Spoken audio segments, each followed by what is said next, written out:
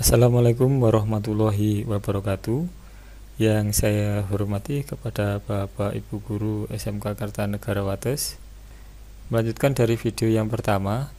Untuk video kali ini saya ingin mempraktekkan bagaimana cara menggunakan fasilitas URL, link, dan assignment atau penugasan ke siswa. Nah, yang perlu Bapak Ibu siapkan sebelum kita menggunakan fasilitas URL yaitu alamat situs. Misalkan di sini saya sudah menyiapkan dua alamat situs yang saya pilih. Ini ada dari YouTube, kemudian ada file dari PDF. Dimana nanti alamat ini yang saya taruh di kolom URL eksternal. Nah, bagaimana untuk menggunakan fasilitas URL akan saya praktekkan. Yang pertama, kita ke course, terus kemudian turn editing on. Nah, di sini untuk pertemuan kedua ingin saya tambahi fasilitas URL dengan cara klik add an activity, kemudian pilih URL. Nah, untuk nama, misalkan di sini saya kasih konsep routing. Terus kemudian, nah ini external URL, ini yang perlu kita isi dari sumber yang kita inginkan atau alamat yang kita inginkan.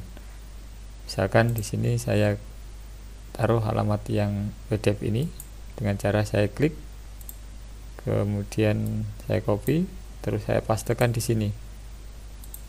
Nah,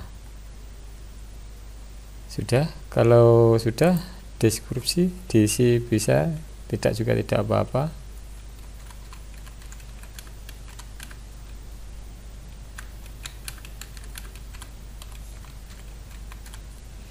Akan seperti itu. Kalau sudah, save and display. Nah, sudah selesai. Begitu caranya untuk menggunakan fasilitas URL. Jadi nanti ketika anak-anak nanti berhasil login akan tampil materi baru dengan menggunakan URL. Apabila siswa nanti klik sini, klik, kemudian klik lagi, maka akan mengarah ke alamat yang kita maksud.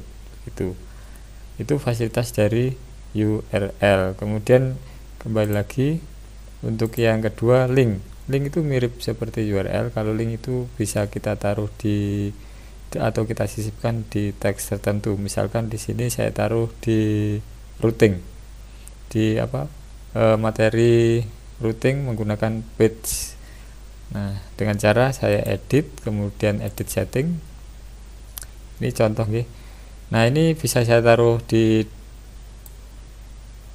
mana saja di antara tag ini. Bisa di depan, di tengah, atau di bawah. Misalkan di bawah, silahkan klik di sini untuk mempelajari lebih jauh. Misalkan seperti itu. Kemudian saya klik, saya blok. Terus kemudian saya pilih button link. Nah, ini saya klik. Nah, ini silahkan dimasukkan alamat yang ingin dituju. Misalkan alamat tadi nih, PDF tadi, klik kanan kemudian paste. Nah, create a link.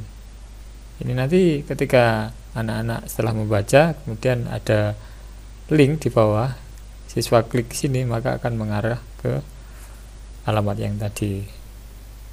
Ini coba kita lihat, save and display. Nah, di bawah, nah ini muncul link baru. Silahkan klik di sini untuk membaca lebih jauh. Saya klik. Nah, dia akan diarahkan ke alamat yang dimaksud. Jadi link ini tidak berlaku untuk PDF ataukah alamat tertentu. Video pun juga bisa. Kita coba nih, video. Kembali lagi, saya ke edit.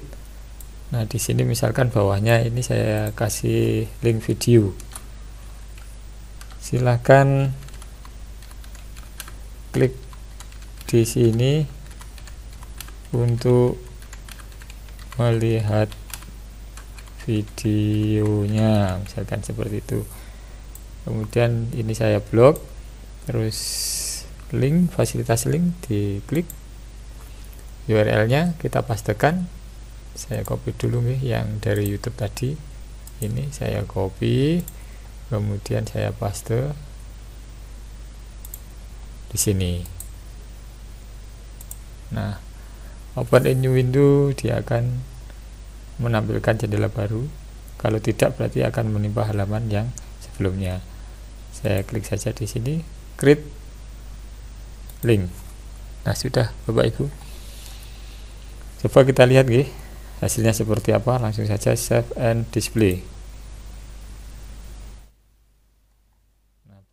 Nah, ini ya, sudah muncul videonya bagian bawah. Ini yang mengarah ke PDF, ini yang videonya. Ini kalau siswa klik, halo cuy, video akan saya mau kasih berputar di sini. Begitu gini. Itu fasilitas dari URL dan link. Mungkin Bapak Ibu penasaran bagaimana kalau siswa melihatnya melalui HP. Kita coba lihat nih. Nah, ini misalkan siswa melihat dari HP-nya, nama pengguna misalkan 2375, maksudnya. Nah, kalau sudah masuk, nah ini Bapak Ibu tampilan dari siswa yang menggunakan HP ke materi administrasi infrastruktur jaringan. Nah ini pertemuan yang kedua yang dibuat tadi. Ketika siswa nanti klik ke routing dengan menggunakan fasilitas wait, siswa ini akan membaca seperti ini materi yang disampaikan. Terus kemudian, nah ini bagian bawah, nanti ini silahkan klik di sini untuk mempelajari tadi yang PDF. Coba saya lihat. Nah, sudah muncul nggih di siswa. Dan saya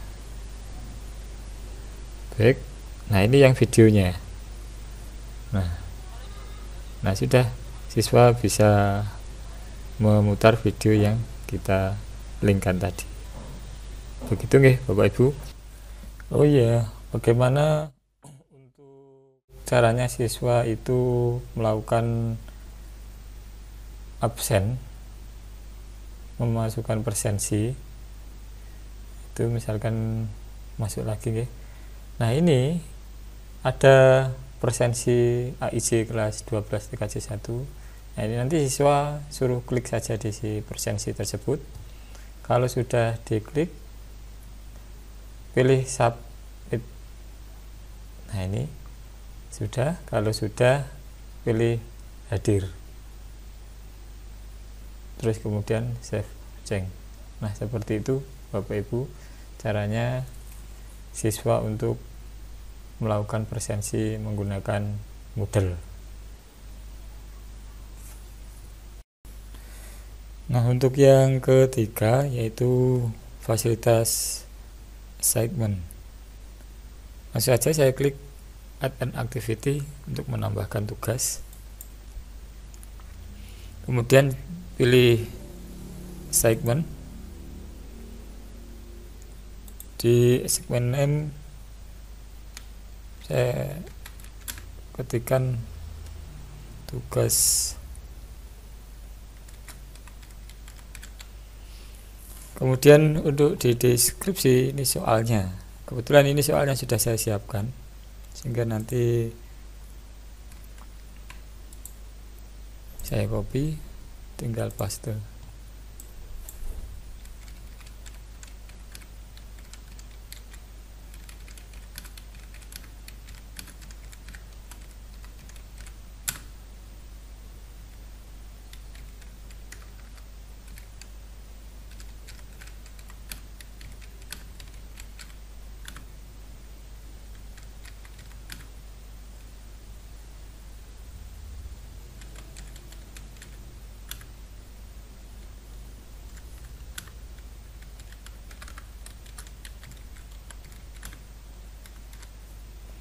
misalkan seperti itu, kemudian bawahnya saya paste soalnya seperti ini.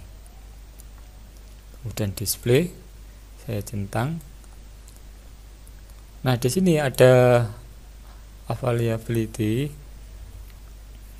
Ini kalau tercentang berarti ada batasan waktu yang kita tetapkan. Mulai dari tanggal 26 Agustus, jamnya untuk bisa dikerjakan kapan. Kalau misalkan tidak ada, ini berarti kapan saja ini bisa dimulai. Kemudian due date, ini batas akhir mengerjakannya itu tanggal berapa. Misalkan 26, 2 hari saya isi 28 Agustus, tanggalnya untuk jam saya isi misalkan 23. Sudah. Kalau sudah, untuk cut off date ini kalau kita aktifkan berarti membatasi siswa itu agar tidak bisa untuk upload file. Misalkan kita samakan saja, berarti tanggal 28 ke belakang itu nanti tidak bisa mengupload file.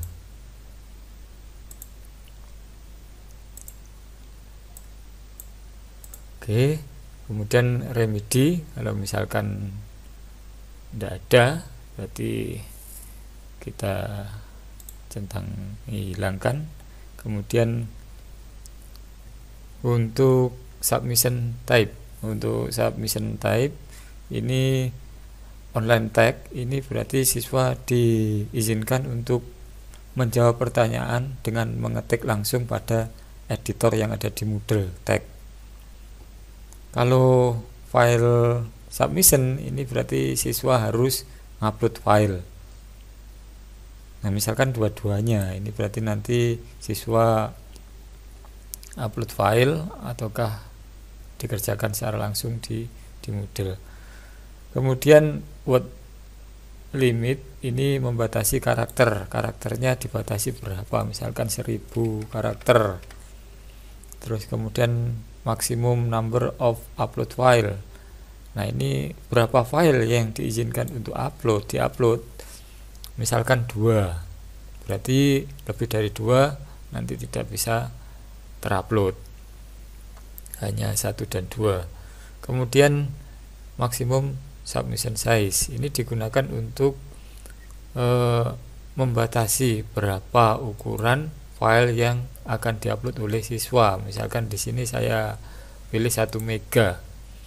Kemudian accept file type. Nah, ini untuk memfiltering. Jadi kalau kita aktifkan, ini berarti file-file tertentu saja yang bisa terupload. Nah, misalkan image, gambar, berarti kita centang yang di sini, yang image. Kemudian kalau misalkan dokumen, file, kita pilih di sini. Itu nggih. Kalau sudah, terus save change. Nah, seperti itu. Oke, kalau sudah, save and display untuk melihat. Nah, ini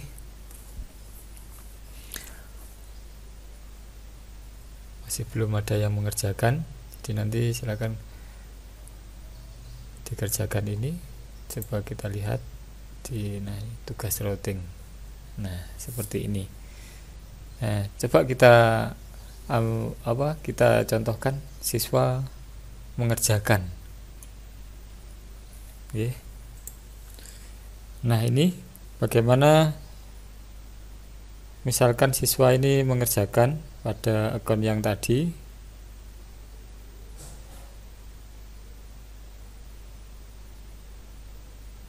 Saya back.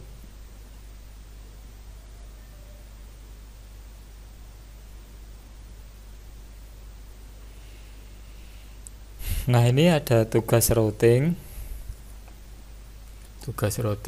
Silakan dikerjakan. Nah, ini untuk mengerjakan siswa akan klik tugas routing. Nah, terus kemudian add submission untuk mulai mengerjakan. Nah, di situ. Nah, di sini misalkan siswa ini mengerjakan secara langsung, misalkan nomor 1 jawaban 1, nomor 2 misalkan ini jawaban 2, 3 jawaban 3, dan seterusnya. Dan terakhir, nah misalkan seperti ini. Nah, setelah siswa berhasil mengerjakan, nanti langsung save change. Nah, sudah selesai. Sekarang saya lihat ini ya di punya saya di tugas routing, saya klik. Nah, ini ada yang sudah submit 1. Untuk melihatnya view all submission. Nah, ini untuk melihat siapa saja yang sudah mengerjakan. Nah, ini ada Doni Iranda. Mengerjakannya bisa dilihat di sini Bapak Ibu. Nah, ini jawaban 1, 2, 3, dan 4. Nanti kalau dijawab dengan tag akan muncul di sini. Nah, itu Bapak Ibu. Nah, sekarang bagaimana kalau misalkan ini siswanya mengumpulkan, mengupload file. Nah, caranya ini kita klik tugas routing, terus kemudian kita edit submission, terus kemudian pilih upload file.